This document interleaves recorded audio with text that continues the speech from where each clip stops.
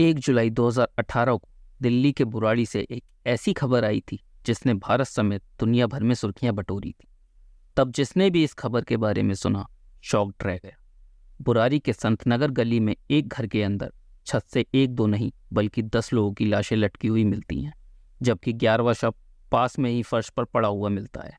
मरने वाले लोगों में वृद्ध महिला, बच्चे, पुरुष और जवान लड़कियां थीं। मरने वाले लोगों के हाथ पैर बंधे हुए थे, मुंह पर टेप लगा हुआ था। ये खबर बाहर आते ही हड़कंप मच जाता है और लोग इस घर की ओर भागने लगते हैं। अफवाह उड़ने लगती है कि शायद किसी ने पूरे घर को मारकर लटका दिया है। जल्द ही पुलिस भी मौके पर आ जाती है और अपनी जांच शुरू कर देती है।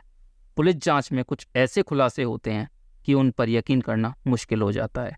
आगे की जांच में पुलिस को घर से कुछ डायरियां मिलती हैं, जिससे पूरा केस आईने की तरह साफ हो जाता है और मरने की वजह भी। तो आखिर 11 लोगों के मौत के पीछे की वजह क्या थी? घर से जो डायरियां बरामद की गई उसमें क्या लिखा हुआ था? और अब इस केस और उस घर की स्थिति क्या है? चलिए जानते हैं सब कुछ इस वीडियो में डिटेल से।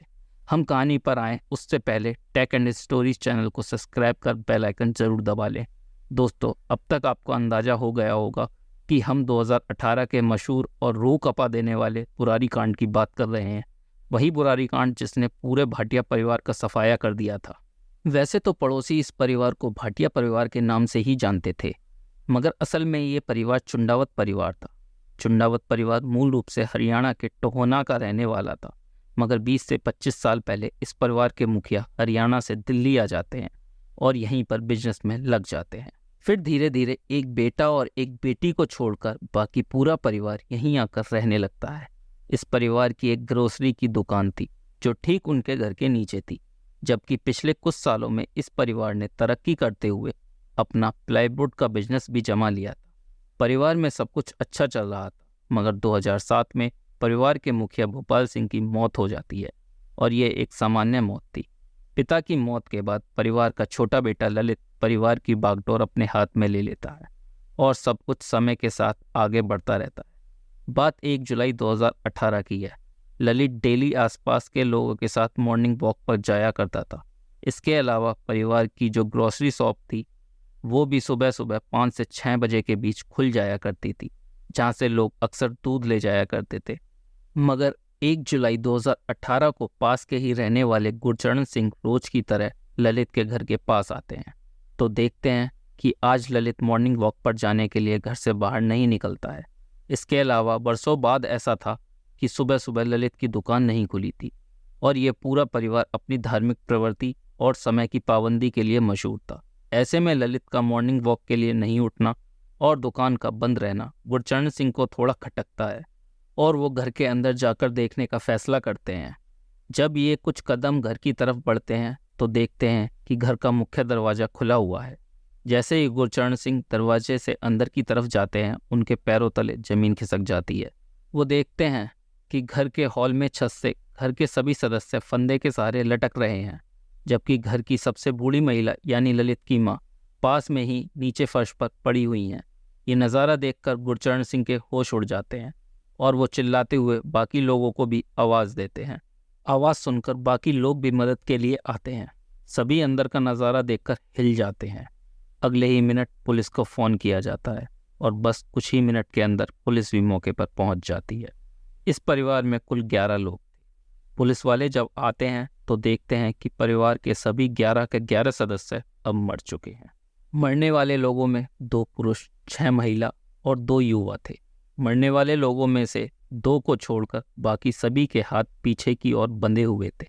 लगभग पूरे मुंह पर कपड़ा लपेटा गया था, कान में कॉटन डाली हुई थी और सभी के गले में फांसी का फंदा डला हुआ था।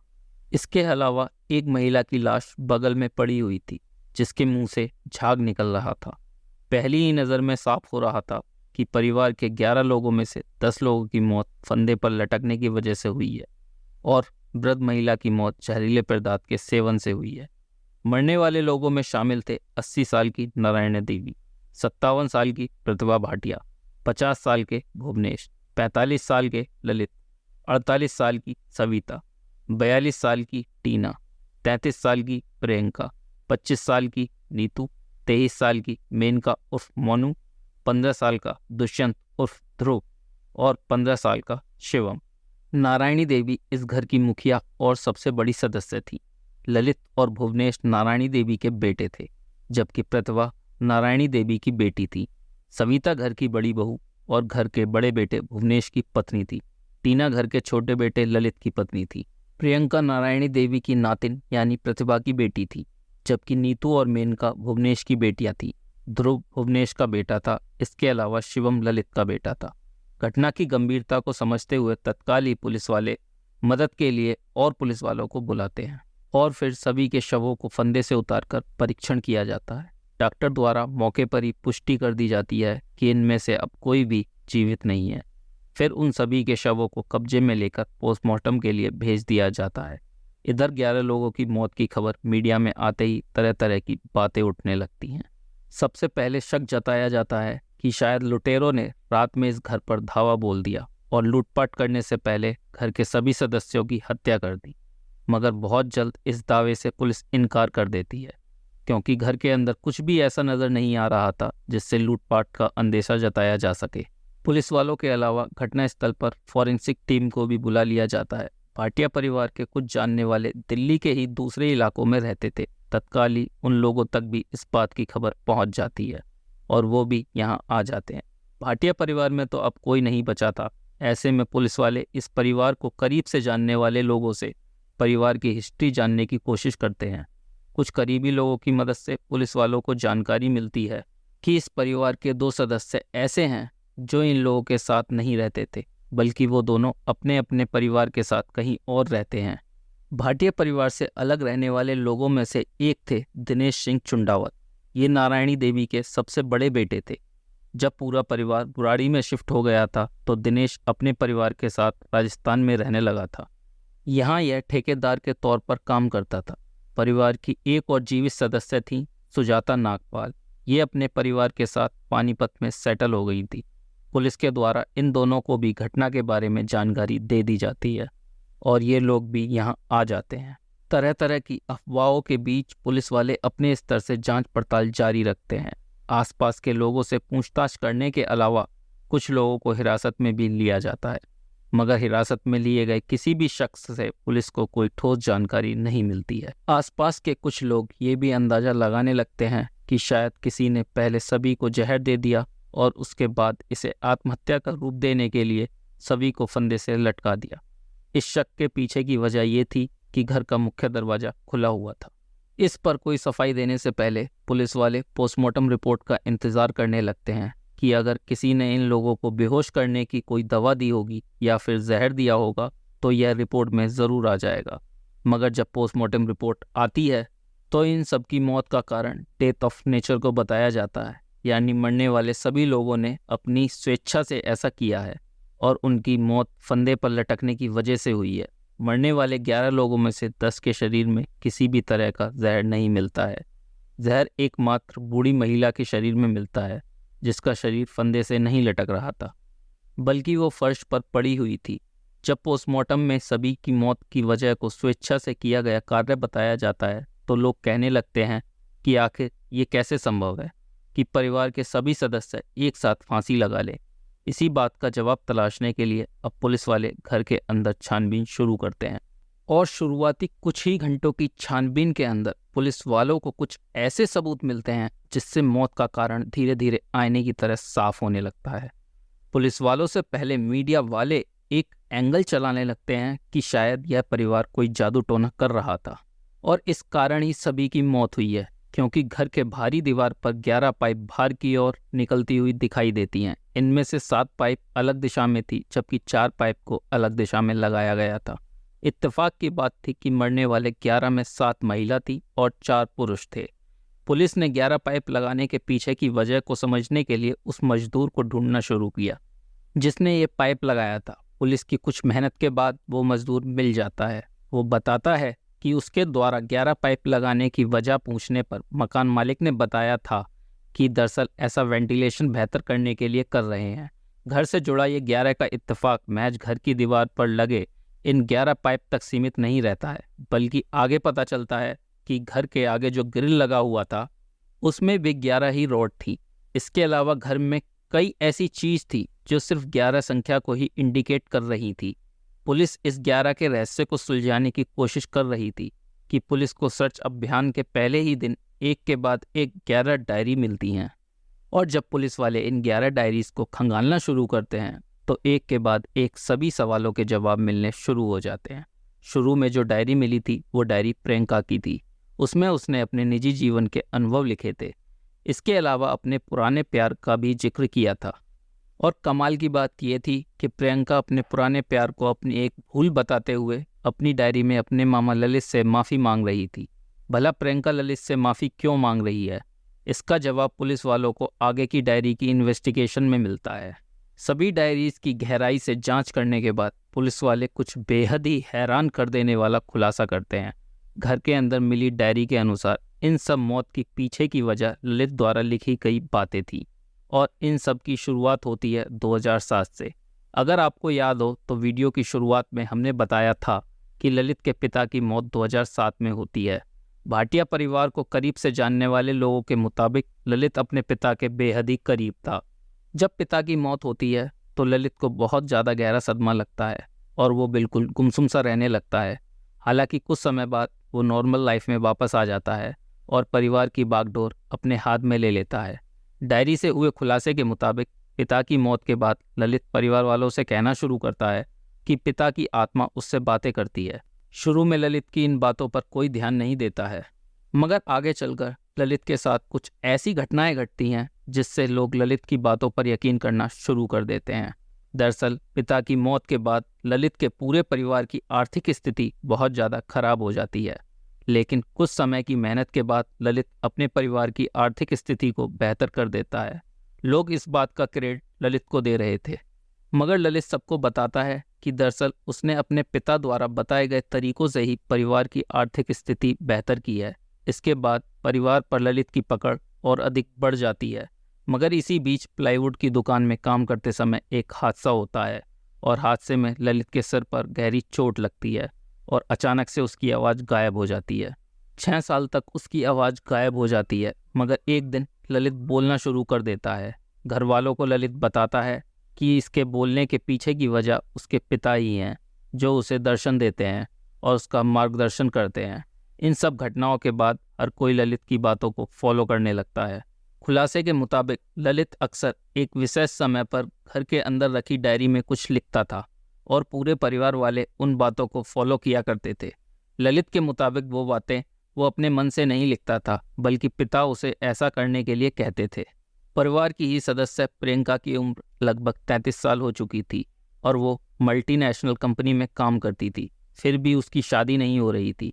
इस पर ललित एक दिन अपनी डायरी में लिखता है कि केले के पेड़ की पूजा करो तो इसकी शादी हो जाएगी। परिवार वाले ऐसा ही करते हैं और इत्तेफाक से प्रियंका की शादी के लिए अच्छा रिश्ता भी मिल जाता है। और इस घटना से महज कुछ ही दिन पहले प्रियंका की एंगेजमेंट भी हो जाती है और दिसंबर में शादी की डेट भी फिक्स हो जाती है। इस परिवार की मौत के बाद प्रियंका के एंगेजमेंट का वीडियो सोशल मीडिया पर काफ़ी वायरल हुआ था, जिसमें हर कोई डांस करता हुआ साफ साफ दिखाई दे रहा था। इसके बाद तो परिवार वाले ललित पर आंखें बंद करके भरोसा करना शुरू कर देते हैं। ललित जो कहता है परिवार वाले वही करते हैं। पुलिस द्वारा किए गए खुलासे के मुताबिक इन सब की वजह भी ललित द्वारा लिखी गई डायरी ही थी। दरअसल ललित घर वालों को बताता है कि परिवार में पिछले कुछ दिनों कुछ ऐसी बातें हुई हैं जिससे पिता नाराज़ हैं। अब अगर उन्हें हमें खुश करना है तो हमें कुछ विशेष पूजा करनी पड़ेगी। इसके बाद पिता हमें दर्शन देंगे और हम सबको बचा लेंगे और इस तरह हमें मोक्ष की भी प्राप्ति होगी। ललित ने परिवार के लोगों को बताया कि अब हम लोगों को एक विशेष पूजा करनी होगी, जिसे रात के 12 बजे से 1 बजे के बीच में करना होगा। इस पूजा के दौरान सभी के हाथ पैर बांध दिए जाएंगे, आंखों पर भी पट्टी बांध दी जाएगी। इसके अलावा मुंह पर कपड़ा और कान में रुई डाल दी जाएगी ताकि तुम लोगों का ध्यान ना भटके, और इसके बाद फिर पिताजी तुम सबको बचा लेंगे और मोक्ष की प्राप्ति होगी। ये सब करने से पहले एक हवन करने का भी सुझाव ललित देता है। पहले तय होता है कि ये क्रिया 30 जून को पूरी की जाएगी, मगर उस दिन घर में कोई मेहमान आ जाता है और ये क्रिया नहीं हो पाती है। मेहमान के चले जाने के बाद अगले दिन यानी 1 जुलाई 2018 को रात के 12 बजे से 1 बजे के बीच परिवार वाले पहले विशेष पूजा करते हैं, क्योंकि ये यज्ञ करने के लिए ललित ने कहा था। और फिर इस यज्ञ के बाद ललित और उसकी पत्नी मिलकर सभी के हाथ बांधते हैं, मुंह में कपड़ा ठूंस देते हैं, कान में रुई डाल देते हैं और आंखों पर पट्टी बांध देते हैं और फिर गले में फंदा लगाकर सभी को छत से लटका दिया जाता है। इन लोगों ने इस प्रक्रिया को पूरा करने के लिए 5 टेबल भी खरीद ली थी।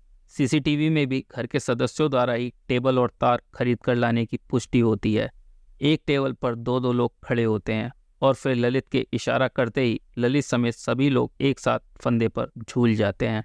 ललित ने सभी को यकीन दिला दिया था कि फंदे पर लटकते ही पिता आकर सभी को बचा लेंगे, मगर ऐसा कुछ नहीं होता और सभी लोग बेमौत मारे जाते हैं। डायरी में लिखी बातों के मुताबिक ललित ने अपनी मां नारायणी देवी को पहले ही जहर देकर मार दिया था, क्योंकि ऐसा करने के लिए पिता ने उससे कहा था। मरने से पहले सभी लोग नारायणी देवी के हाथों ही रोटी खाते हैं।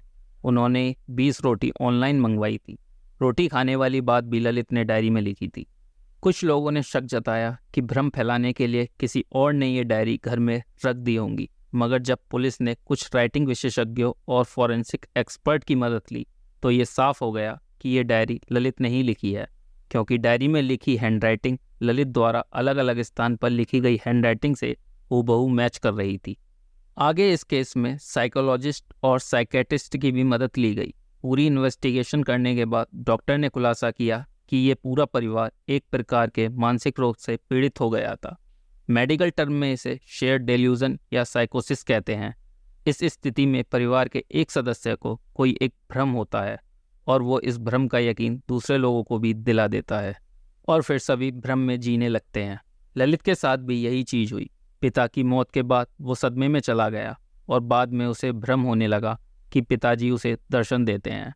फिर जो भी बातें उसके दिमाग में आती थी वो उसे पिता का आदेश मानने लगा और धीरे धीरे इस बात का यकीन उसने पूरे परिवार को दिला दिया और इसी यकीन के भरोसे ही पूरे परिवार ने अपने ही हाथों से अपनी जीवन लीला समाप्त कर ली। 15 साल के युवा से लेकर 80 साल तक की बूढ़ी तक में से किसी ने भी ललित की बातों का जिक्र कभी किसी से नहीं किया था, क्योंकि ललित ने घर के सभी सदस्यों को चेतावनी दी थी कि ये बात घर के बाहर नहीं जानी चाहिए। 3 साल की जांच के बाद पुलिस ने भी कोर्ट में क्लोजर रिपोर्ट फाइल कर दी। पुलिस ने अपनी फाइनल रिपोर्ट में कहा कि सभी ने ललित के द्वारा रचित मायावी दुनिया में उलझकर अपने हाथों से ही अपनी जीवन लीला समाप्त कर ली। चलिए अब आपको बताते हैं कि उस घर की स्थिति अब क्या है। इस परिवार का एक पालतू कुत्ता भी था। जिस रात परिवार के सदस्यों ने मौत को गले लगाया, उससे पहले उन्हीं में से किसी ने कुत्ते को घर के ऊपर छत पर बांध दिया था। पुलिस वालों ने उस कुत्ते को वहां से रेस्क्यू करके एक एनजीओ के हवाले कर दिया था। सब कुछ शांत होने के बाद इस घर की देखभाल शुरू से इस घर में काम करने वाला एक व्यक्ति कर रहा था। आगे चलकर 2020 में इस घर में एक परिवार रहने आया, मगर कुछ ही समय बाद वो ये घर छोड़कर चला गया, क्योंकि उन लोगों ने इस घर में बहुत सारी एबनॉर्मल एक्टिविटीज़ महसूस की। उन्होंने दावा किया कि इस घर में रात में अजीब अजीब आवाज़ें आती हैं। उस परिवार के जाने के कुछ ही समय बाद यानी 2020 में घर के निचले फ्लोर को मोहन कुमार नाम के एक व्यक्ति ने किराए पर ले लिया। यहाँ वो पूरे परिवार के साथ रहते हैं। मोहन कुमार घर के नीचे एक डायग्नोस्टिक लैब और किराने की दुकान भी चलाते हैं, जबकि इस घर के ऊपरी माले पर अभी भी वही रह रहा है जो इस घर की देखभाल करता था। मोहन कुमार इस घर में रहने के लिए 2020 से 10,000 रुपये प्रति माह किराया देते हैं। मोहन कुमार बताते हैं कि उन्हें इस घर में कुछ भी अजीब नहीं लग रहा है और 4 साल से वह यहाँ पर रह रहे हैं। दोस्तों, इस पूरी कहानी को जानने के बाद आप क्या कहना चाहेंगे? कमेंट बॉक्स में ज़रूर बताएं। अगर आपको ये कहानी पसंद आई हो तो वीडियो को लाइक करते हुए शेयर ज़रूर करें। क्राइम की दुनिया से जुड़ी ऐसी ही कहानियों के लिए टेक एंड स्टोरीज चैनल को सब्सक्राइब कर बेल आइकन ज़रूर दबा लें। ऐसी ही कहानियों के लिए हमारे साथ जुड़े रहें। धन्यवाद।